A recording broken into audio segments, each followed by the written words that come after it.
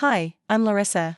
I'm 67 years old, and I spent most of my life working as a records manager at the town office in Greencastle, Indiana.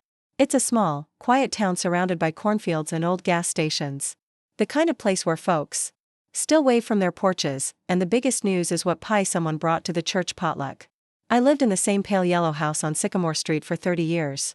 Ivy climbed up the porch rails, and the garden seemed to bloom on its own, whether I had the energy to care for it or not.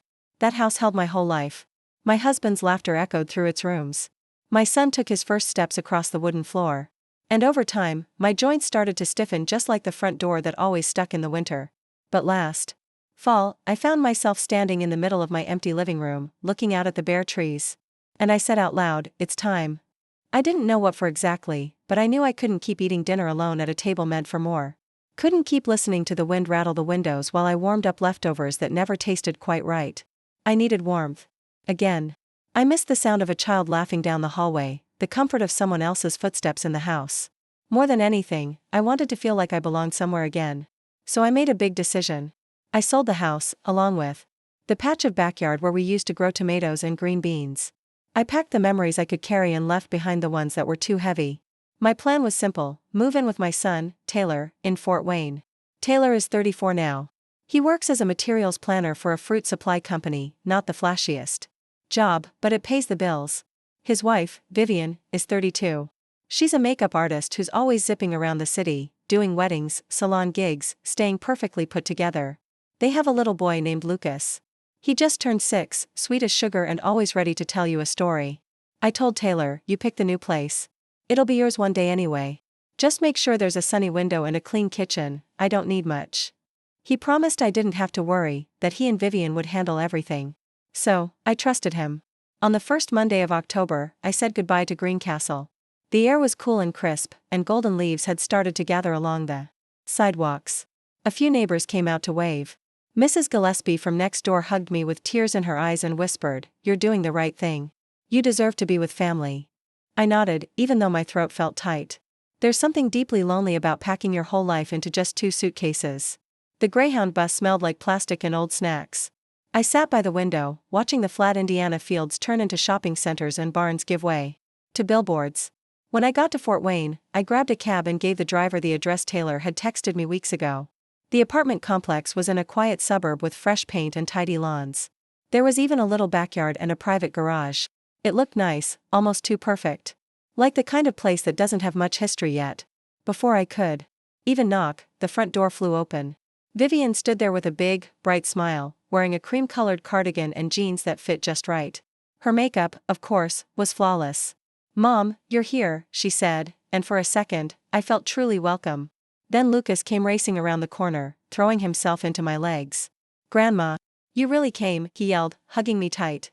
I bent down, kissed his head, and smiled so hard my eyes filled with tears. "I brought you something," I said, reaching into my bag and pulling out a little superhero toy and a remote-controlled car. I'd wrapped them in tissue paper from the church thrift store, but he didn't seem to care. "Whoa, thank you. This is awesome," he shouted, spinning in a happy little circle. "Can I take it outside?" Inside the apartment, everything smelled like lavender cleaner and roasted chicken. Vivian had set the table so nicely, with real napkins, silverware, even candles. "We figured you'd be tired from the trip," she said. "So I made your favorite, roast chicken and mashed potatoes." That's when Taylor stepped out of the kitchen. Taylor came out of the kitchen holding a bowl of green beans. He looked older than I remembered, his face a bit thinner, with tired eyes, but his smile hadn't changed. "Hi, Mom," he said, leaning in to kiss my cheek. "It's really good to have you here." We all sat down to eat, just the 4 of us. Lucas was full of excitement, chatting about his new teacher. Taylor asked how the bus ride had been. And Vivian kept refilling my water glass before I could even set it down. I just sat there, listening to them talk, letting it all wash over me like a bowl of hot soup on a chilly day. I told myself, this is the fresh start I've been hoping for, a soft landing in the later chapters of life. After dinner, Taylor carried my bags upstairs to the guest room. It was a cozy little space on the 2nd floor, with a window that looked out over the backyard. A tall maple tree stood just beyond the glass, its leaves already turning orange at the edges. The room had a full-size bed, a nightstand, and a tall dresser. On the wall hung a picture of a lighthouse, probably something from a home decor aisle, but it made the space feel a bit warmer. I know the stairs aren't great, Taylor said, rubbing the back of his neck, but we figured you'd want some privacy. This room also gets the best sunlight. It's lovely, I said. And I meant it. That night, I unpacked slowly. I folded my sweaters and tucked them into the dresser drawers. I set a framed photo of my wedding day and another of Taylor when he was 5 on the nightstand. I smoothed the old crocheted doily my mother made across the windowsill, opened the small jewelry box with my husband's pocket watch, and placed it gently beside the lamp. At first, the room felt like a hotel, clean, unfamiliar, but I reminded myself it would feel like home soon enough. I fell asleep to the soft whirl of the ceiling fan and the distant sound of traffic, thinking, maybe this is what peace feels like. In the days that followed, we settled into a little routine. I'd make breakfast while Vivian got Lucas ready for school. Sometimes I'd tidy the kitchen or fold some laundry if I saw a full basket. I didn't want to step on toes, just help where I could. Taylor left early most mornings. His job as a materials planner kept him busy, tracking fruit deliveries, making sure the warehouse had what it needed. It's not exciting, he said once over coffee, but it pays the bills. Vivian's schedule was looser. Some days she was out the door early with her rolling makeup kit. Other days, she worked from home, filming tutorials or chatting with clients on her phone. She always seemed put together, polite, and sharp, maybe a little tense, but I figured that was just life in the city. Everything felt faster here than in Greencastle. Everyone rushing, juggling 100 things. But slowly, little things started to stand out.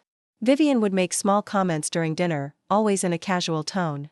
School fees are ridiculous this year, she'd say while passing the green beans. Or, groceries are through the roof now that we have 3 adults eating. Then she'd chuckle and say, just being honest. I would nod and change the subject. At first, I didn't think much of it. But the comments kept coming, light and breezy, like background music. Like a tune she couldn't stop humming. It started to wear on me. I didn't say anything, though. I didn't want to stir up tension when everything else seemed to be going so well. But still, I couldn't help noticing how often she brought it up. How, we're glad you're here, slowly turned into gentle reminders about bills and expenses, always with a smile, always wrapped in politeness. Then one Saturday morning, things shifted. The house was quiet. Sunlight was coming in through the back door, and I was in the laundry nook, tying an old dish towel around my waist and filling the mop bucket. The smell of lavender cleaner mixed with the sweet scent of leftover cinnamon rolls. Vivian was sitting at the dining table in a silky robe, tapping on her phone, a spoon clinking softly in her coffee mug. I bent down to wring out the mop, ready to start on the kitchen floor, when her voice broke the silence. Calm, flat, like she was talking to a stubborn child. Mom, she said, I've been thinking about this for a while, but I didn't know how to bring it up. She didn't even look up from her phone. Now that there are more people in the house, the living costs have really gone up. Could you help out a little? I froze, mop still in my hands. Before I could say a word, she kept going, her voice still light, almost cheerful. Her voice was soft, almost casual, but there was something sharp behind it. Like a cold wind slipping past your collar and cutting into your skin. I mean, we're juggling a lot too, Vivian said, still staring at her phone. You have a pension, right? You can't just live here for free. She didn't raise her voice. She didn't even look at me. You leave the heater on, she added. And your showers are kind of long. Utilities are expensive here. I just think it's better to be honest so everyone's comfortable. Those words hit me like a slap. How can we afford that? That sentence burned into me. It didn't just sting, it stuck. Like I was no longer a person to them. Just a problem. Something extra. I stood up straight, mop still dripping onto the floor. I looked at her. Still scrolling. One leg crossed over the other, like we were chatting about the weather. Her coffee sat beside a neat little stack of beauty product samples. She never once looked up. My throat tightened. I couldn't find my voice. I wanted to tell her, I had already planned to help. That I wasn't freeloading.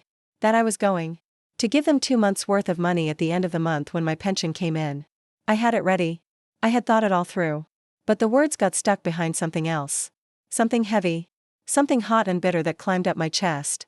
Just then, Taylor walked into the room, yawning and rubbing his eyes. He was still in pajama pants and an old t-shirt. He stopped in the doorway, sensing the tension. My dear, what's going on? He asked, blinking between us. Vivian didn't even flinch. I was just saying, she replied sweetly, that we need to talk about expenses now that we've got 3 adults in the house. I saw it, the flicker of discomfort on Taylor's face. But then he turned to me and said with a sigh, Mom, don't take it the wrong way. Vivian didn't mean anything by it. She's just stressed. School fees went up. Everything's gotten expensive. That was it. No defense. No real attempt to understand how it made me feel. This was the same boy who cried when I scraped my knee in the garden. The same child I carried piggyback when he broke his sandal in 3rd grade. Now here. He was, standing between us, not picking a side, but also not standing up for me. Maybe they didn't mean it the way it sounded. Maybe I was overthinking. But no matter how I looked at it, the message was the same: you're a burden now. I didn't say a word. I just turned and walked upstairs, mop still in hand. In my room, I sat on the edge of the bed and stared at the open suitcase I still hadn't fully unpacked after 2 weeks. I reached under my pillow and pulled out the envelope I had carried from Greencastle. Inside was the deed to my old house, the one I'd lived in for 30 years. Paid in full. I had used the money from selling the land out back, where I'd planted daffodils every spring for 2 decades. I had wrapped the deed in a plastic bag, just in case the moving truck had leaked. The paper felt cold and stiff in my hands. I sat for a while, thinking. Then I stood up, walked back downstairs, and found them in the dining room. This time, my hands didn't shake. My voice didn't crack. I stood tall at the edge of the table and held out the deed. Vivian looked up, surprised. You wanted clarity, I said, calm but firm. So let's be clear. I held the document up so they could both see it. This is the deed to this house. It's in my name. If we're keeping track of who pays for what, then let's count everything. Including the rent for the 2 months you lived here before I moved in. And this month too. The room went still. Vivian reached out, her manicured hand hovering before she picked up the paper. She read the first few lines, and I saw it, the way her face changed. The color drained from her cheeks like bathwater swirling down a drain. Her mouth opened, then shut again. For once, she had nothing to say. Taylor just stood there, frozen. He kept looking between us. I couldn't read his face. Was it shock? Embarrassment? Or just the sudden realization that I wasn't going to stay quiet and let myself be treated like an afterthought? No one spoke. Then Vivian stood up, fast. Her chair scraped loudly against the tile. She didn't say a word. Just turned, walked down the hall, and slammed the bedroom door. The picture of Lucas on the wall tilted sideways from the force. Maybe she felt ashamed. Maybe she just didn't know how to argue anymore. Either way, she left the conversation behind. The next morning, I woke up before anyone else, like always. The kitchen was still dark, the sun barely creeping in through the blinds. I brewed a small pot of coffee, set out 3 mugs. And then I reached for the envelope I had prepared the night before. It was just a plain, white envelope, simple and quiet, like the act of leaving it there. I placed it right in the middle of the dining table, next to the sugar bowl. Inside was $1,600 in cash, enough to cover 2 months of living costs. I didn't do it because they asked. I did it because I had already decided to. Because I believe in being fair. I didn't want anyone thinking I was taking advantage. But more than that, I didn't want their cold tone to shape how I saw myself. I was okay with helping out with money. What hurt was being made to feel like I was a burden, like using a little extra water or doing a load of laundry somehow ruined their lives. Outside, the air still had a bit of chill. I stepped onto the back patio and set a small plate of wet cat food near the shed. Lily, the little stray tabby who'd been hanging around, let out a soft meow and rubbed against my ankle before she started eating. She was the only soul in that house who came to me for comfort. No judgment. No expectations. When I came back inside, Taylor was sitting at the table reading the news on his tablet. He looked at the envelope, then at me. His eyes didn't linger. He just let out a soft sigh, took a sip of coffee, and walked out the sliding door. No one said anything. But from that day on, the silence in the house changed. It got heavier, like something had cracked deep inside the walls and no one wanted to name it. After the situation with the house deed and the envelope of cash, something shifted. Vivian stopped pretending to be kind. Her smiles vanished.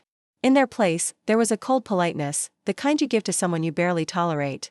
She barely spoke, but her silence said everything. It was sharp, like a needle pressed just close enough to the skin to sting. One afternoon, while I was folding laundry in my room, I heard a terrible screech from the backyard. I ran outside and saw Lily racing away, her little body trembling. Vivian stood nearby, her leg pulling back like she'd just taken a step too hard. I heard her snap, "You're just a freeloader too." When she saw me, her face didn't change. "Calm as anything," she said. "I just happened to step forward and my foot caught her." She probably panicked. Then she walked right past me without another word, like I didn't matter. Like Lily didn't either. A few days later, I went into the small closet off the kitchen to find an old tea kettle.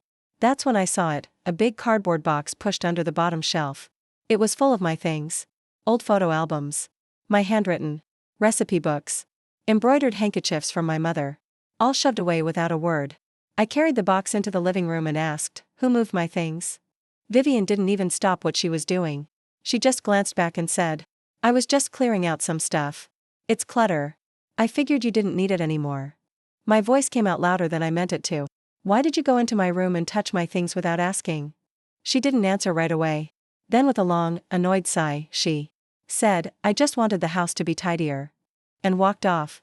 On Sundays, I'd take the bus to church, then stop by the farmer's market.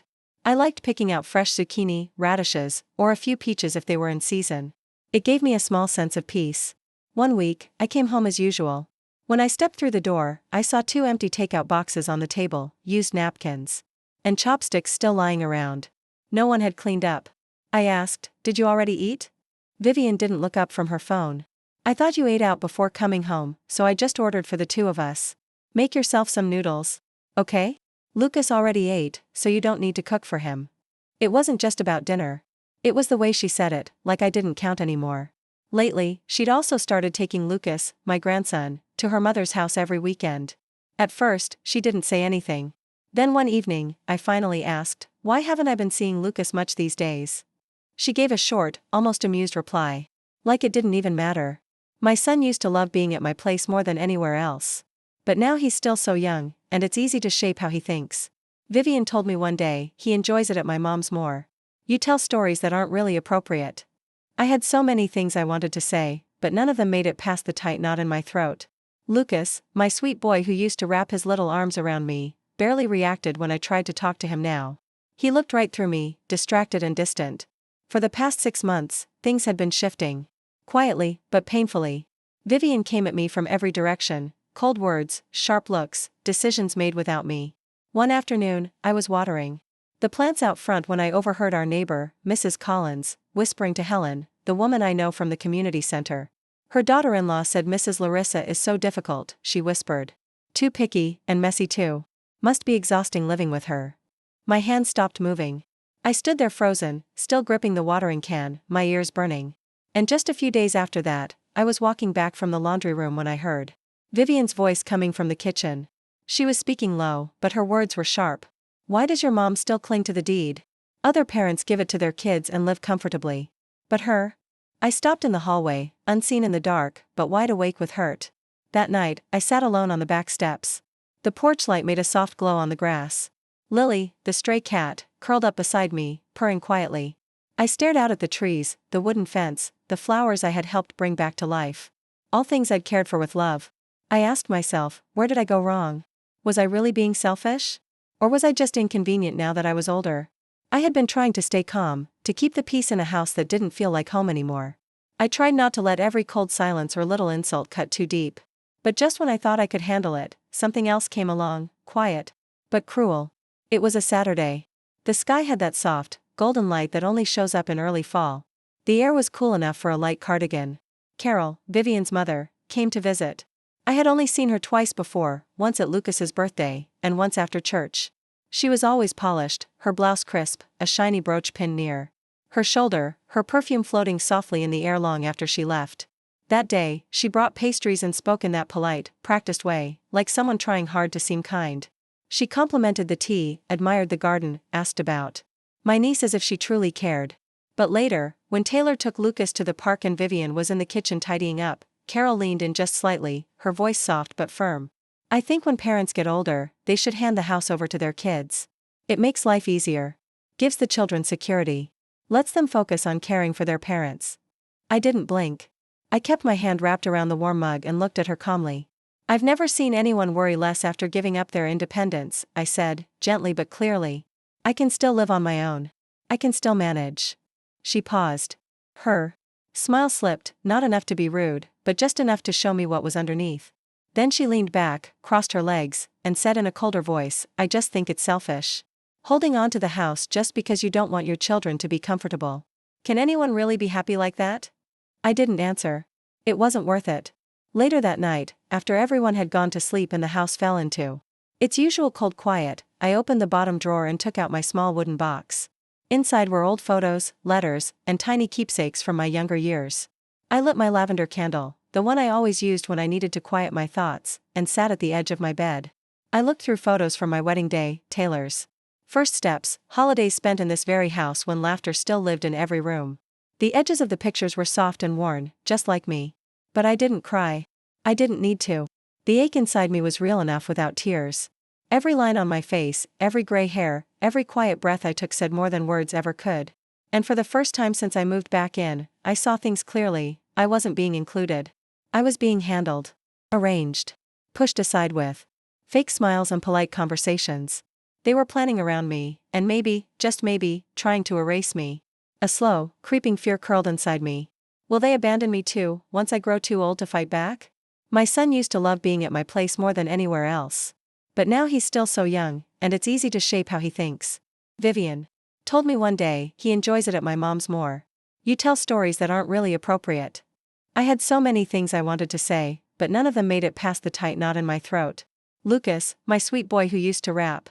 His little arms around me, barely reacted when I tried to talk to him now. He looked right through me, distracted and distant. For the past 6 months, things had been shifting. Quietly, but painfully. Vivian came at me from every direction, cold words, sharp looks, decisions made without me. One afternoon, I was watering the plants out front when I overheard our neighbor, Mrs. Collins, whispering to Helen, the woman I know from the community center. Her daughter-in-law said Mrs. Larissa is so difficult, she whispered. Too picky, and messy too. Must be exhausting living with her. My hand stopped moving. I stood there frozen, still gripping the watering can, my ears burning. And just a few days after that, I was walking back from the laundry room when I heard Vivian's voice coming from the kitchen. She was speaking low, but her words were sharp. Why does your mom still cling to the deed? Other parents give it to their kids and live comfortably. But her? I stopped in the hallway, unseen in the dark, but wide awake with hurt. That night, I sat alone on the back steps. The porch light made a soft glow on the grass. Lily, the stray cat, curled up beside me, purring quietly. I stared out at the trees, the wooden fence, the flowers I had helped bring back to life. All things I'd cared for with love. I asked myself, where did I go wrong? Was I really being selfish? Or was I just inconvenient now that I was older? I had been trying to stay calm, to keep the peace in a house that didn't feel like home anymore. I tried not to let every cold silence or little insult cut too deep. But just when I thought I could handle it, something else came along, quiet, but cruel. It was a Saturday. The sky had that soft, golden light that only shows up in early fall. The air was cool enough for a light cardigan. Carol, Vivian's mother, came to visit. I had only seen her twice before, once at Lucas's birthday, and once after church. She was always polished, her blouse crisp, a shiny brooch pinned near her shoulder, her perfume floating softly in the air long after she left. That day, she brought pastries and spoke in that polite, practiced way, like someone trying hard to seem kind. She complimented the tea, admired the garden, asked about my niece as if she truly cared. But later, when Taylor took Lucas to the park and Vivian was in the kitchen tidying up, Carol leaned in just slightly, her voice soft but firm. I think when parents get older, they should hand the house over to their kids. It makes life easier. Gives the children security. Lets them focus on caring for their parents. I didn't blink. I kept my hand wrapped around the warm mug and looked at her calmly. I've never seen anyone worry less after giving up their independence, I said, gently but clearly. I can still live on my own. I can still manage. She paused. Her smile slipped, not enough to be rude, but just enough to show me what was underneath. Then she leaned back, crossed her legs, and said in a colder voice, I just think it's selfish. Holding on to the house just because you don't want your children to be comfortable. Can anyone really be happy like that? I didn't answer. It wasn't worth it. Later that night, after everyone had gone to sleep and the house fell into its usual cold quiet, I opened the bottom drawer and took out my small wooden box. Inside were old photos, letters, and tiny keepsakes from my younger years. I lit my lavender candle, the one I always used when I needed to quiet my thoughts, and sat at the edge of my bed. I looked through photos from my wedding day, Taylor's. First steps, holidays spent in this very house when laughter still lived in every room. The edges of the pictures were soft and worn, just like me. But I didn't cry. I didn't need to. The ache inside me was real enough without tears. Every line on my face, every gray hair, every quiet breath I took said more than words ever could. And for the first time since I moved back in, I saw things clearly. I wasn't being included. I was being handled. Arranged. Pushed aside with fake smiles and polite conversations. They were planning around me, and maybe, just maybe, trying to erase me. A slow, creeping fear curled inside me. Will they abandon me too, once I grow too old to fight back? Should I just let go of the house? Find a small place of my own? Maybe go back to the countryside, where the neighbors still smile and the air feels soft and kind? That thought kept circling in my head as I drifted off to sleep. The new year arrived quietly, and thankfully, it passed without any fights. It was even a little cheerful. We all had dinner together. Lucas gave me a drawing, us three standing beside a big tree, and for once, Vivian offered to do the dishes without her usual stiff smile. For a brief moment, I let myself believe maybe things were calming down. Maybe we were turning a corner. But later, I realized it was all just a show. Just enough kindness to lower my guard. It was a Friday evening when it happened. I had just rinsed out my teacup and folded my shawl neatly over the chair. Then I heard footsteps coming up the stairs. Taylor knocked once and stepped in, looking unsure, like a teenager about to admit something he knew would hurt me. He sat on the edge of my bed, his hands fidgeting in his lap. "Mom," he began slowly, "we've been thinking about expanding the business.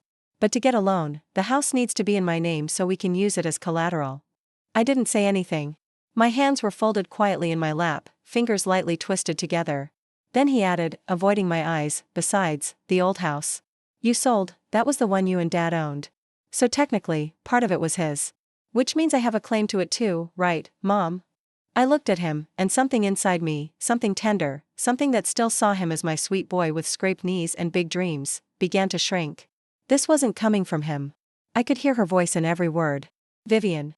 The woman who cringed at plastic grocery bags. Who boasted about her friend's husband buying a gold watch. Who hated Taylor's reliable old sedan, not because it was broken, but because it was embarrassing. This wasn't about a business. She wanted a spa. Something sleek and modern. With shiny signs and gold trim. She wanted a new car, not because they needed one, but because she was ashamed of the old one. Every time she scrolled through her phone and saw someone posting about a vacation or a fancy purse or a brand new kitchen, she'd turn to Taylor with that sugary, sharp voice, "Look what other husbands are doing." And then the comparisons would start, again. Her obsession with appearances had become a cold wind blowing through this house, stripping away any peace we had left. Taylor looked back up at me, this time more firm. Almost pleading. "Mom, if you keep holding on to everything, how are we supposed to plan for the future? The house is just sitting there in your name.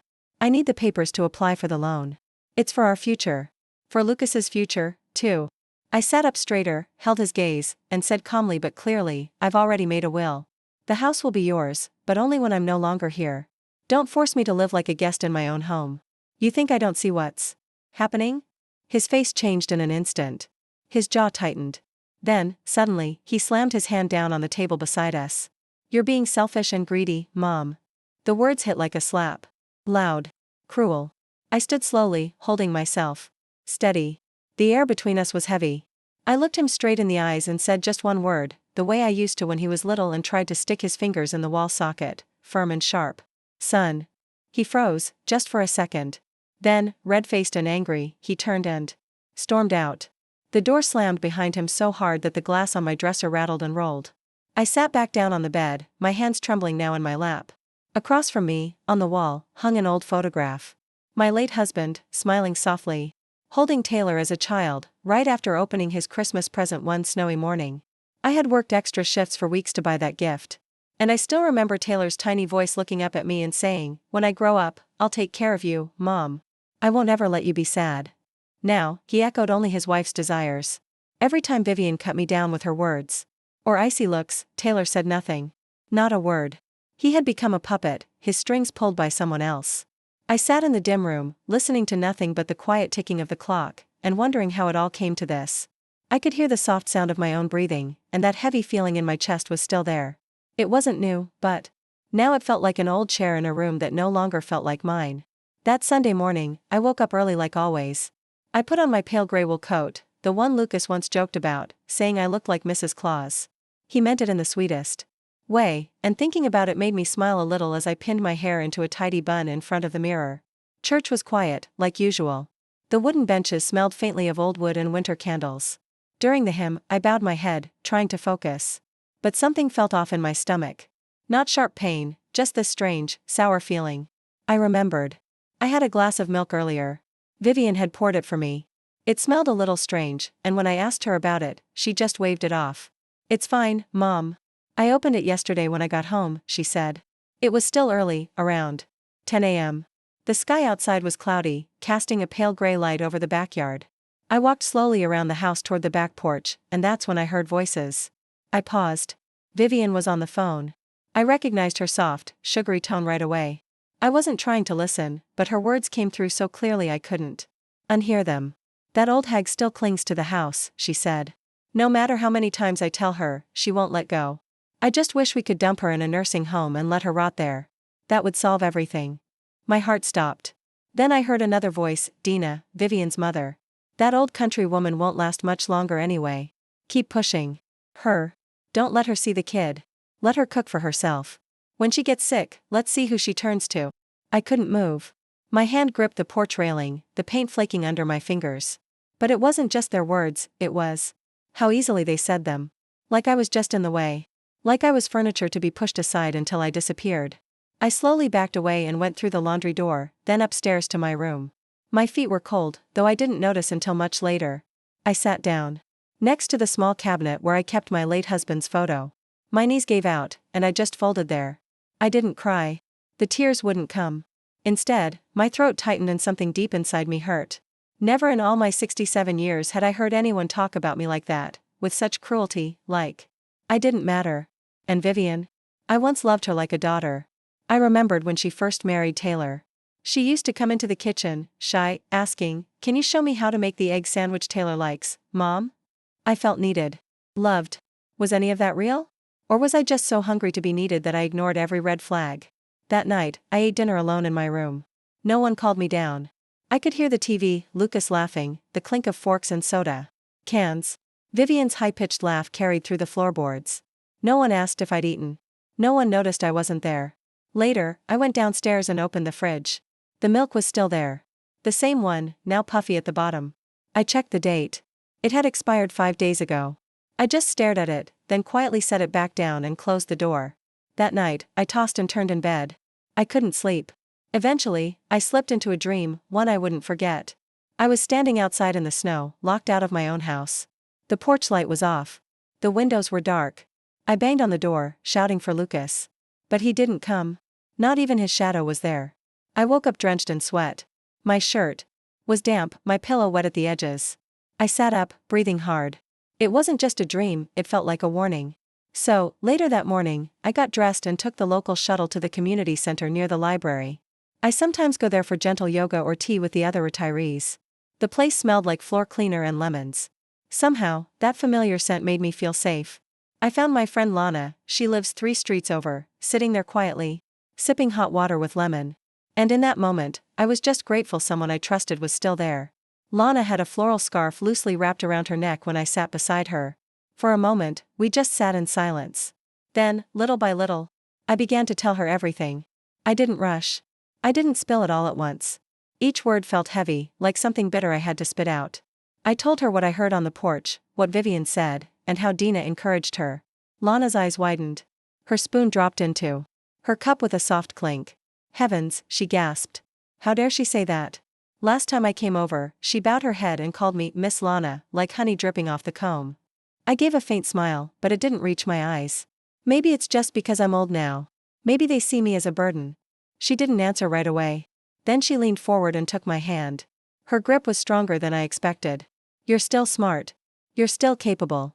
But if you don't speak up now, they really might pack you off to a nursing home one day," she said softly, but firmly. That calm strength was something I'd always admired about her. If you stay quiet, it only gets harder. And when you finally want to act, it'll be too late. Look at Lena, 5 years older than us. Now her kids have her locked away at home. The ride back was quiet.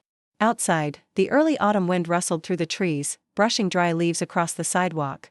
The sunlight had that soft golden color that only comes in the middle of the season, warm, but far away. I walked slowly toward the house, the keys cold in my hand. And inside me, deep under the tiredness and hurt, something started to shift. It wasn't anger exactly, not yet. It felt older than that. Like something steady and quiet. Like a woman sharpening a pair of scissors she hasn't used in years. Or gathering thread for something she's ready to finish. That Saturday evening, I picked up the phone and called Dina. I kept my voice calm and even. "I'd like to invite you over for lunch this weekend," I said. "There's something I want to make clear." Then I told Taylor and Vivian the same, Sunday lunch at the house. I had something to say. None of them asked what it was. Maybe they thought I wanted a sweet family moment. Maybe they thought I was softening. That Sunday, I got up at 5 in the morning. It was still dark outside, the kind of dark where even the porch light looks like a tiny flickering star. I moved quietly through the kitchen, rinsing vegetables in cold water. My fingers trembled, but not from the cold. It was the weight of what I had decided to do. What I had to do. I peeled the potatoes slowly, diced the onions, and seasoned the beef, just like I used to when Taylor was little. I was making his favorite stew, beef and potatoes, slow cooked with herbs. And to go with it, I made a tray of spiced pear tarts. The kitchen filled with the sweet, warm smell. I remembered how he used to beg for seconds when he was 7, his little voice asking, "Mom, can we make this again tomorrow?" But today, I wasn't cooking to make him smile. I was cooking to end something. The house smelled like rosemary and cinnamon. I set the table with my best dishes, the cream-colored ones with the blue rim, the ones we only used for holidays. I folded the napkins neatly, polished the silverware, and lit a small candle in the center. Not for decoration, but to remind myself, this was a serious moment. I needed to stay clear. Stay steady. They arrived right on time. Taylor looked nervous, trying to smile. Vivian was dressed to impress, with bright red lipstick and that overly sweet attitude. Dina came in wearing a long tan coat, gold earrings sparkling, holding a bottle of wine like she was doing us a favor. We sat and ate. The stew was hot, the bread warm and soft, the tart sweet and flaky. We made small talk about the weather, about Lucas's school, about Dina's latest spa trip. But under all the polite words, you could feel the tension, like a balloon stretched too far, ready to pop. Halfway through the meal, I set my napkin down and looked up. "I've thought this through," I said slowly. "This house is no longer for sharing. You have 1 month to move out." The room went silent. Vivian's spoon fell from her hand and hit the plate with a sharp clang. Dina's eyebrows arched high. Her mouth opened in disbelief.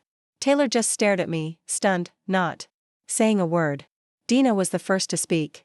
Her voice sounded light, but there was a sharp edge underneath. "Marissa, what kind of joke is this?" Dina said, trying to laugh it off. "If the kids made a mistake, talk it through. No need to throw them out." Vivian couldn't hold back anymore. "Mom, what the hell are you even saying? Your son lives here. Your grandson lives here." Taylor finally looked up. His voice was quiet, almost pleading. "Mom, can't we just talk about this? There's no need to make it a big deal." I stayed still, my voice calm but firm, my eyes steady on them. "I'm not joking. We're not going to live together anymore. That's final." I didn't offer more explanation. I didn't need to. Then I turned to Vivian and said, politely but with distance, "If you'd like, I can rent the house to you at market price. With a proper lease. Clear rules." Dina's smile got tighter. "So that's it? You're cutting off your own family?" "Family doesn't mean putting up with daily disrespect," I said. My voice was quiet, but the words hit harder than hers. Vivian pushed her chair back suddenly, her napkin tossed onto the table. "You act like this house is made of solid gold. Once we're gone, who's going to keep you company?" I took a deep breath. I'd rather live alone than live around lies. Now Taylor stood too, his voice shaking. "Mom, are you really kicking out your own son? Your own grandson?" I looked at him for a long time. Then, without a word, I reached into the pocket of my cardigan and pulled out a folded piece of paper. It was the updated copy of my will. I placed it gently on the table next to my plate. "I'm not kicking anyone out," I said. "This is my home. You and Lucas still have a future in it. But not like this." Then I stood up and walked away, leaving the food half-eaten, the candle still flickering. That night, no one invited me to dinner.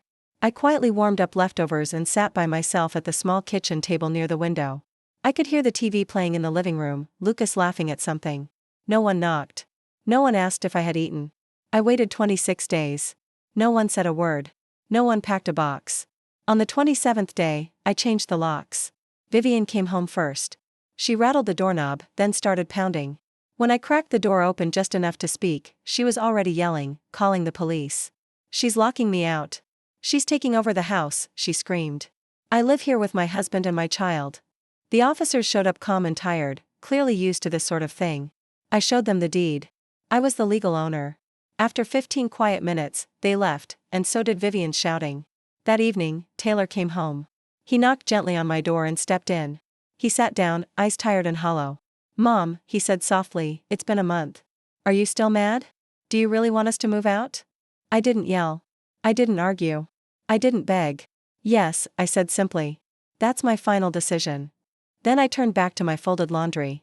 Sunlight came through the window, falling in long strips across the floor. 2 days later, they packed the last of their things into their old SUV. I stood on the porch, arms crossed tight across my chest, watching in silence. The morning sky was gray and heavy, like a damp cloth, hung over the whole neighborhood. Vivian didn't look at me. Her lips were tight, eyes hidden behind big sunglasses. Taylor moved slower, lifting boxes like they were filled with something heavier than just clothes and dishes, like guilt was packed in there too. Lucas was the only one who looked back. From his car seat, he waved at me with both hands, his little face lit up with a smile. I raised my hand and waved too, trying to smile back, but it didn't quite reach my eyes. As the car pulled away and turned the corner, I didn't feel the relief I thought I would. I had pictured this moment so many times, how light I'd feel, how quiet and peaceful the house would be once it was mine again. But now, every step echoed. The silence was loud. The kitchen, once full of tension, now just felt empty. All the little things I used to treasure, family dinners, birthday candles, good morning, Mom, they'd crumbled away. But even then, I didn't regret my choice. Not for a second. I had chosen self-respect over keeping the peace. And that choice was mine. They moved into a small apartment near the train station in downtown Terre Haute. It wasn't great. It was overpriced, cramped, and had just one window facing an alley. The parking was shared, and neighborhood kids played noisily outside. But they had made their choice too. At first, they didn't seem to care. They posted happy photos online, grinning while holding takeout boxes, showing off how free they were. But I knew better. The truth always finds its way out. For 3 whole months, I didn't get a single call, not even a text. Then one morning, while I was scrolling through my phone, I saw a tweet from Vivian. It hit me like a slap.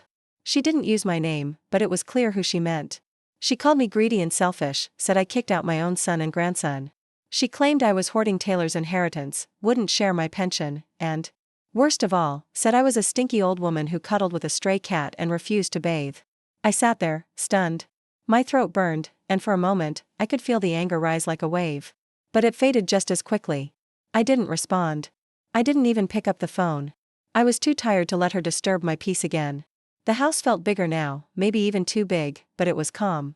I kept the lights low, just the way I liked.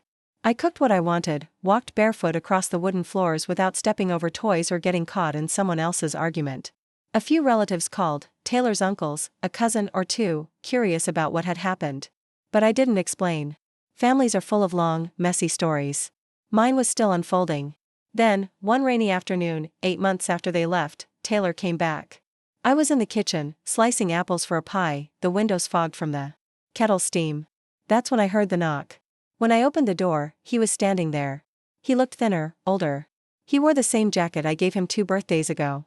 He looked down, his voice shaky, Mom. I stepped aside and let him in. We sat at the kitchen table, the same place where I once asked him to leave. He stared at the wall for a while, then finally started to talk. His voice was soft, steady. He told me everything. Just 4 months into their lease, the money started slipping through their fingers. Vivian hadn't changed, still ordering takeout, buying tons of makeup, insisting their son needed name-brand clothes. Bills stacked up. So did the fights. Vivian started comparing him to other men who bought houses and opened shops for their wives. And you, she'd say. Every day, it was something. She hated their old car, the cheap food, even secondhand clothes. One night, Taylor was sitting on the floor with Lucas in his lap, watching cartoons. It was a rare, quiet moment. Then Vivian came in, snatched the remote, and snapped, "If you can't earn money, then get out. Sitting here watching this all day does nothing." Taylor told me that's when something in him cracked. His chest got tight, and before he could even think, he slapped her. He cried while telling me he wasn't proud, just broken. The next morning, Vivian packed up, took Lucas, and left for her mother's house. She didn't clean a thing. Dishes in the sink. Bills unpaid. Vivian's mother, already struggling herself, only lasted a month before she called Taylor and snapped, "Come get your wife and kid. I'm not supporting anyone else." No warmth. No sympathy. Taylor didn't want Vivian back, but he begged for Lucas. She agreed, not out of kindness, but because she was too tired to fight. A few weeks later, they got divorced. Quietly. Just paperwork, signatures, names scratched out, custody decided. And now here he was again, sitting in my kitchen, eyes red. "Mom, I'm sorry. I was blind. I let her say terrible things about you, and I didn't speak up. I was wrong."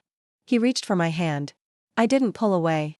I held it tight, feeling the rough skin I used to kiss goodnight when he was 5. A mother always forgives, I whispered. Come home. Live with me. He nodded, tears falling fast now, not even trying to stop them. Outside, the wind howled against the windows. But inside, warmth returned, not from the heater, but from something deeper. Something that had been there all along, tucked away in the quiet love between a mother and her son. A few days later, Taylor came back, this time with Lucas. Rain drizzled gently on the porch roof, tapping a soft rhythm through the house. I had been folding laundry on the couch when I heard the knock. When I opened the door, there they were, Taylor, damp from the rain, holding Lucas's little hand. Lucas looked up at me, his face lighting up. Grandma, he squealed. I bent down, my old back aching, but my heart full. My heart opened wide as I bent down and scooped Lucas into my arms. He smelled like peanut butter and laundry soap, comforting, familiar. I ran my fingers through his damp little curls and whispered, "Come on in, sweetheart. It's cold out there." Taylor followed us inside, quietly wiping his shoes. He looked worn out, not just from the rain, or from carrying his boy, but from something deeper. That kind of tired that settles in your bones after months, maybe even years, of trying to hold everything together. Those first few days living together again weren't smooth. It felt awkward, like we were two dancers trying to remember an old routine, tripping over steps that used to come naturally. I kept my distance. I cooked for 3, but I'd leave Taylor's plate on the counter instead of setting the table. I cleaned the bathroom after he used it, even when it didn't need it, not out of spite, but as a way to protect my own space. I was tired too, and I needed a little boundary. But Taylor never said a word. He just kept doing his part, washing the dishes, getting Lucas to and from school, and always asking softly before using the washing machine or blender, like he was just a guest now in his mother's home. But Lucas, he changed everything. Every morning, he'd crawl into my room, holding a book, climb into my bed, and say, "Grandma, read." And no matter how tired I was, I always did. His laughter filled the corners of the house that had felt too quiet for too long. His crayon drawings, stick figures with big hearts labeled "Me and Grandma," started showing up on the fridge. Again. One evening, I walked by the living room and heard him whisper to his toy truck, "I love Grandma the most." I didn't say a thing. I just stood in the hallway, letting that warm, soft feeling spread through me like sunshine. Over time, the wall I had built inside began to crack. I couldn't keep it up. I loved that little boy, and deep down, I still loved my son too. One Tuesday afternoon, while I was baking molasses cookies for a skills class at the community center, Taylor came into the kitchen. He leaned against the counter, quietly watching me measure the flour, the way I always tapped the spoon 3 times like my mother used to. And then I decided to break the silence. "There's a girl at the center," I said, giving him a sideways smile. "Her name's Elsie. She's about your age. Volunteers full-time. Not flashy, but kind. Steady. Always the first to bring someone soup when they're sick." He didn't say anything at first. Just looked at me, then at the dough. I added, "She's been through a lot too. Still carries herself with grace. I think she gets lonely sometimes." He gave me a small smile, not a big one, but enough. There was a softness in his eyes, a quiet calm I hadn't seen in years. No sarcasm. No brush off. Just interest. I turned back to kneading dough, letting the silence settle between us, warm and easy. The kitchen smelled of cinnamon and cloves. The oven hummed gently behind us. Outside, the wind was shaking the last golden leaves off the tree in the yard. But inside, something had changed. Taylor didn't leave the room right away. He stayed. Helped me roll out the cookies. We even laughed when Lucas came charging in and smeared flour all over our aprons. And for the first time in a very long time, I felt something starting to heal. Not through big speeches or emotional scenes, but in the quiet way we shared a kitchen, a task, and a moment.